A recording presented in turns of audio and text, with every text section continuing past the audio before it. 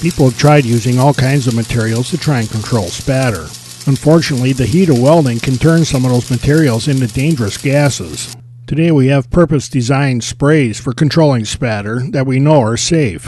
In this review, we're going to look at products from Hobart and Lincoln meant to control spatter. To prepare the pieces used for this test, I just sanded the surfaces clean to make sure that there wasn't any rust or scale or other materials on them that could compromise the test. After labeling the pieces, we sprayed the materials on according to the directions on the can. Throughout the test, I tried to do everything identically with both sets of pieces to try and keep it as equal as we could. First, I welded two clean pieces together as a control for the MIG welder. Then I welded two more clean pieces together with the stick welder to make a control for that.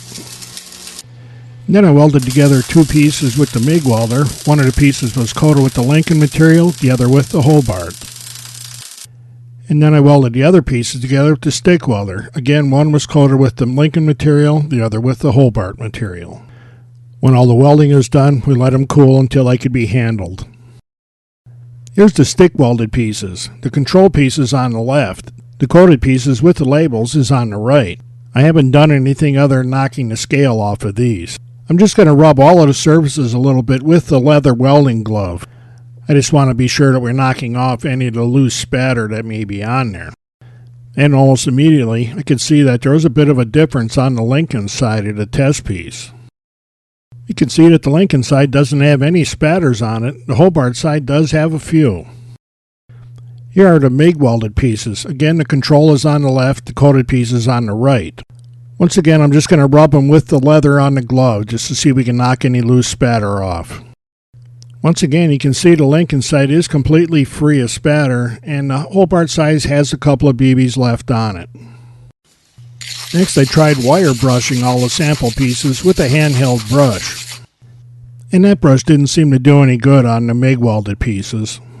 Then I took the handheld wire brush to the stick welded pieces. And again, that didn't seem to do very much at all. Next, I used a wire cut brush on my DeWalt 4.5-inch angle grinder and tried cleaning both of the test pieces the same amount.